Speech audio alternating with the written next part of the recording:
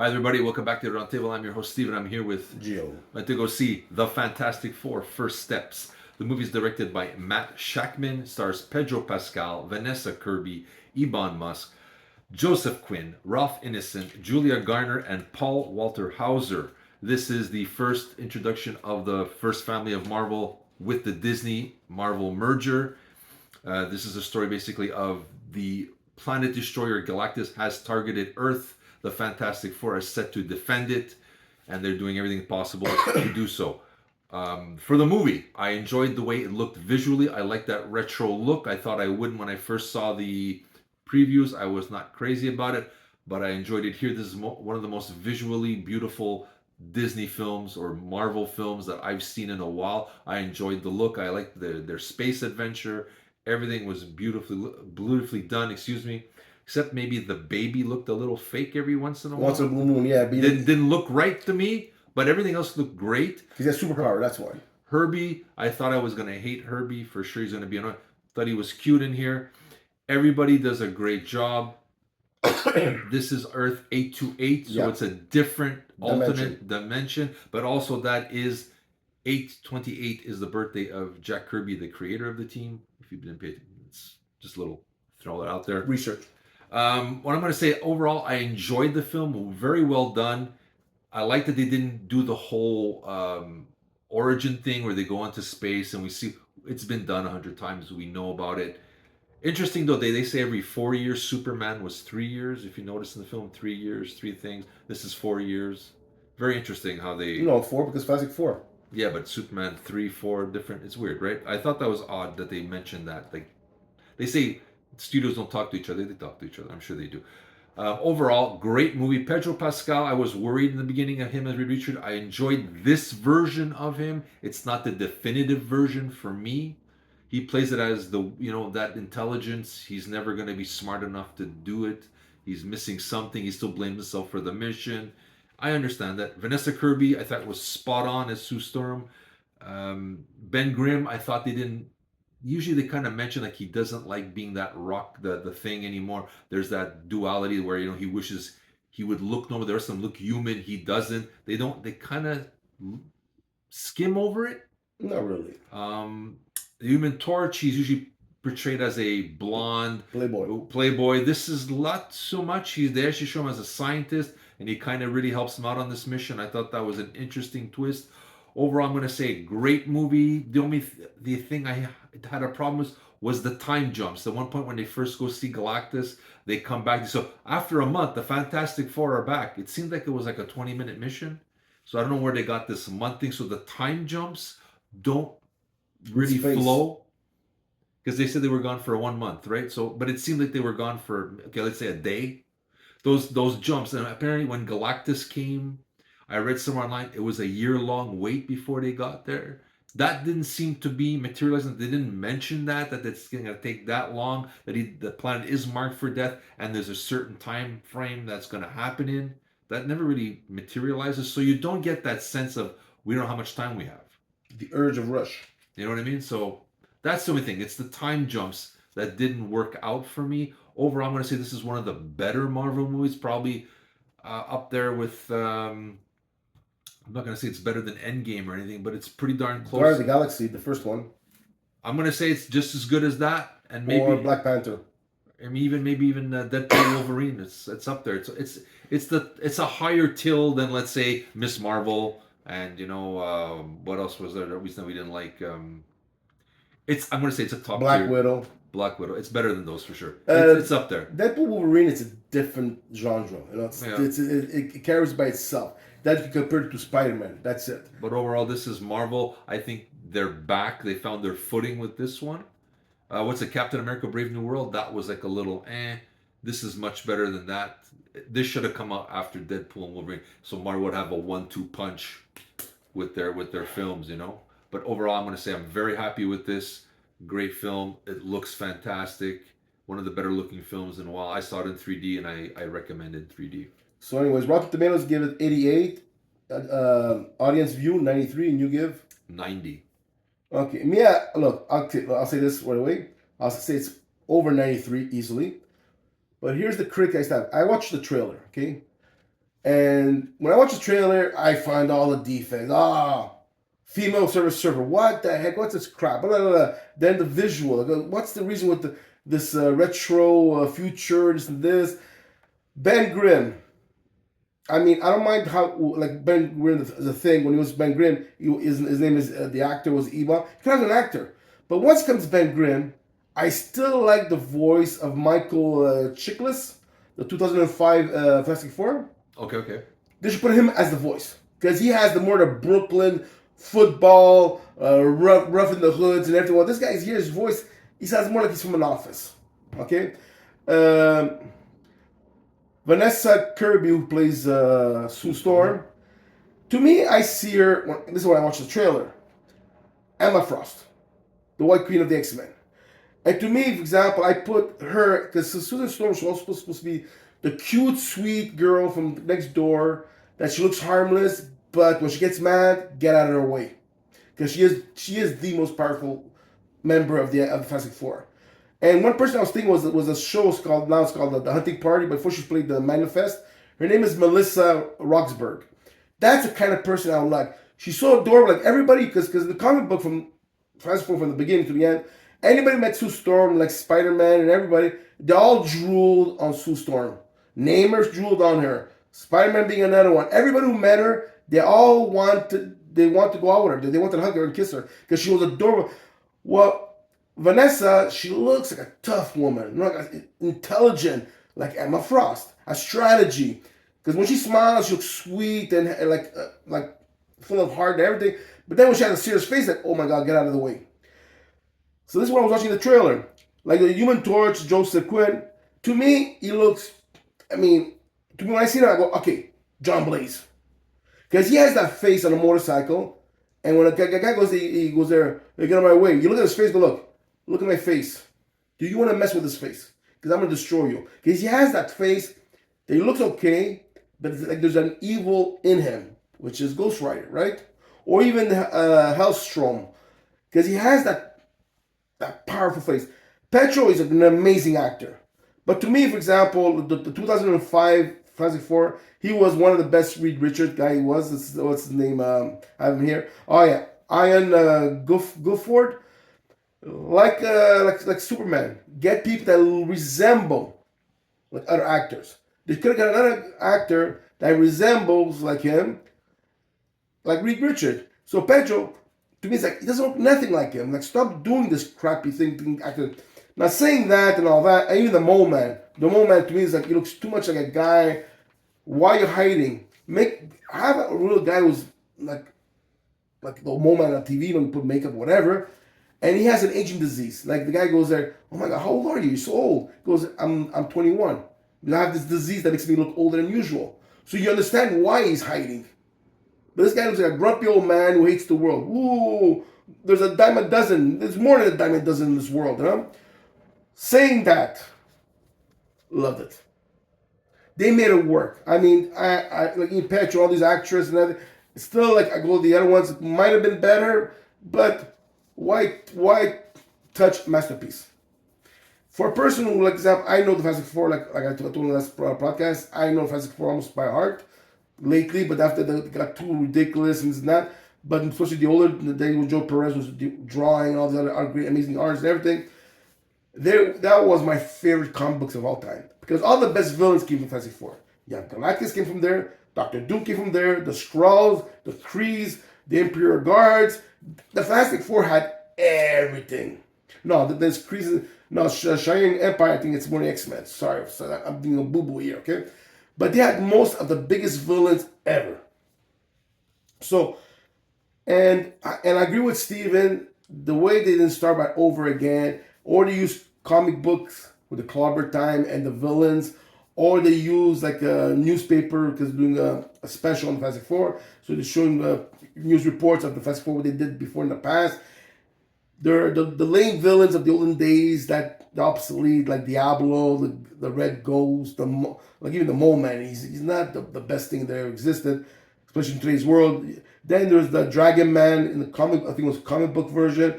Then there's, I don't know if he said Matt Thinker or the Wizard, because now Fantastic Four, the villains or even the Avengers, they went to OGAM, you know. So I love the way they did it, you know, and the chemistry.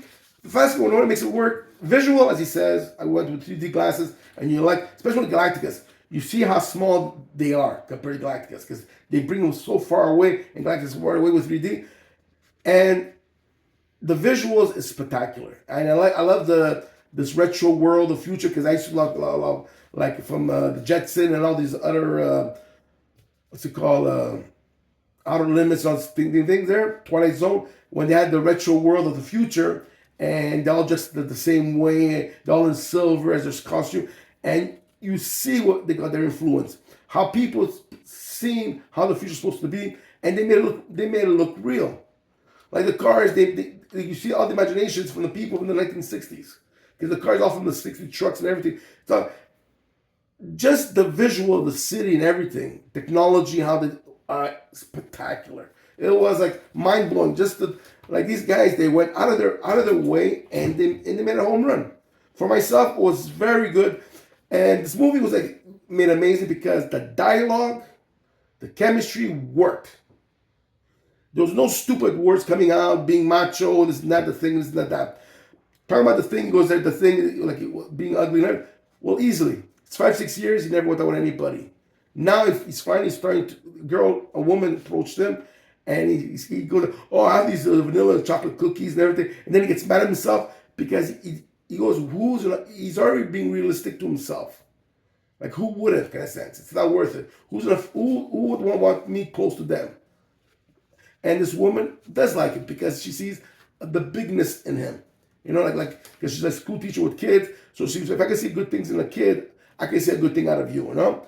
And the other thing, you said something, I forgot. Oh, yeah, time loop and everything. It's something to do with space. Because at a certain point, they went there with the jet, with the extension, to go to time travel and go to loopholes. But when they came back, they had to use the neutron star to propel back. So how did time go or whatever? But a lot of things that make sense because Galacticus' ship, how slow is it going through space? Because he was in Jupiter. They're doing this technology that recreated to warp or teleport to the Earth to some another safe dimension. And the thing is created and he reached Mars. I go, seriously? And you know what I thought what they're gonna do is like, since they're doing that teleport machine, I go, are they gonna be counter Earth of 616? Steve said this 828, which I love it. As soon as I see in the beginning, Earth 828, I go, so now I can actually sit down, enjoy this ride, because it has nothing to do with my comic books. It's based on them. It's an alternative universe. That's why the Silver Surfer is a female. That's why Galacticus is not the same as the other Galacticus. That's why they're the only superheroes that exist. And you see Doctor Doom only once near the end. At a certain point, there was La Trazia, whatever, La Matinta, where he was from. There's nobody sitting there. So you have no idea how that Doom looks. But they do Counter Earth. Then you do the Avengers against Doctor Doom. Then you have Counter Earth, Doctor Doom. Who's going to be the good Doctor Doom? Who's going to be the evil Doctor Doom? So my mind was going wild as it is. And a lot of prospect. But overall, that's why I'm giving it the over with audience from 93 because I put it very low. And with 3D, the visual, the dialogue, the Ben Grimm with Human Torch talking to each other, with Human Torch being buddies with Herbie, the chemistry with even Sue Storm with Ben. They're a real amazing family, and they all know the pros and cons of each other. And like as much as Sue Storm loves Reed, there's certain things she hates him, and she admits it. And Reed knows about that, but he also kept it hidden that he hates failure. He always thinks every solution could be solved. But she doesn't like the way he thinks how to solve the problems. You have to put a bit of a human touch. And that's why he married her, because she has the human touch. So overall, I think I said everything I was supposed to say. Can I ask you a question? Go.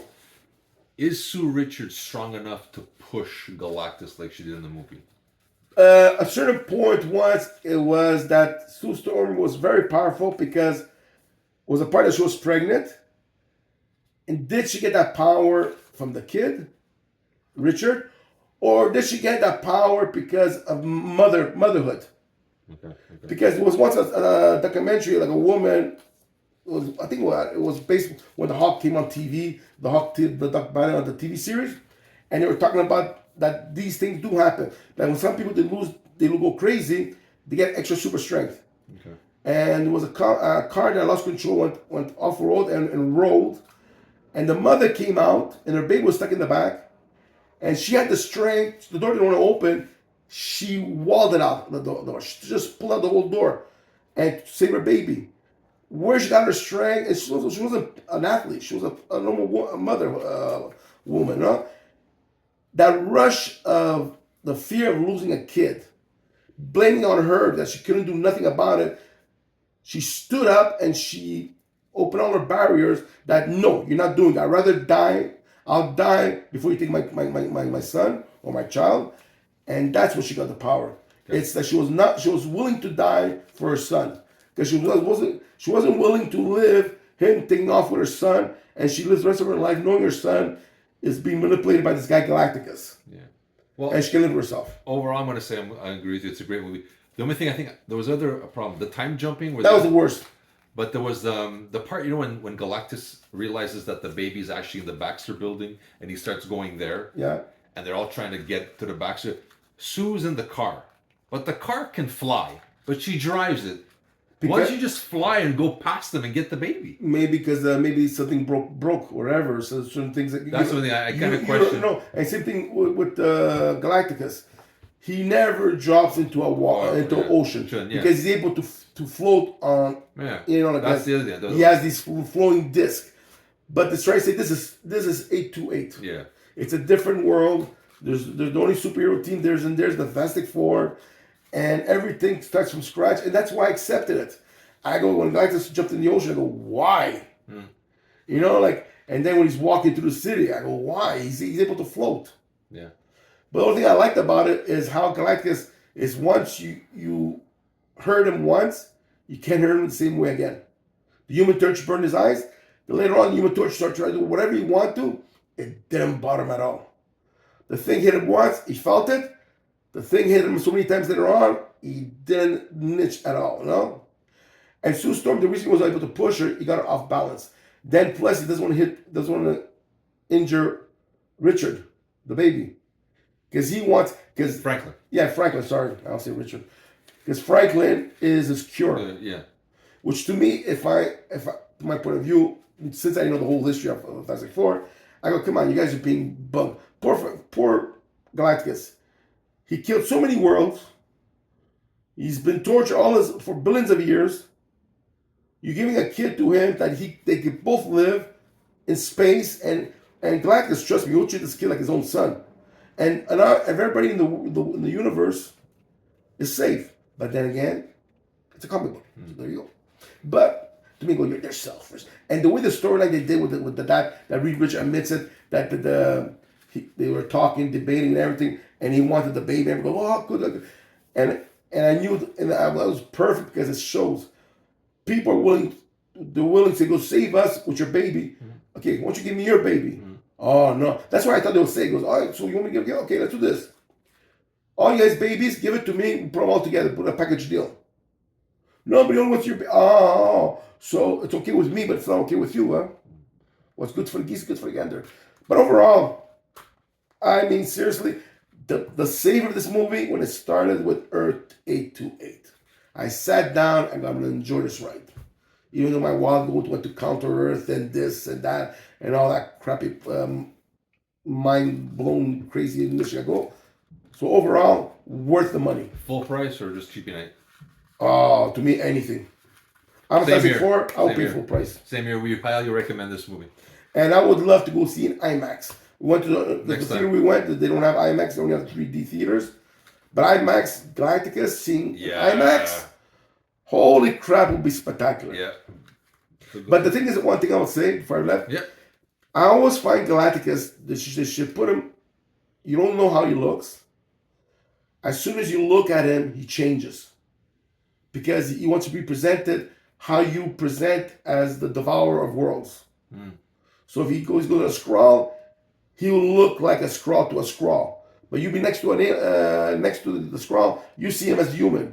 Another one will be from Shayir Empire, they'll see him as like a bird, eagle, whatever, because he is the god of death, kind of sense. Because if he targets your Earth, your planet, you're shish kebab, and that's it. All right, so this is Steven. Gio. Highly recommending Fantastic Four. Yes, I First do. Steps, and we'll be seeing you in the theaters soon. Take care. Phew.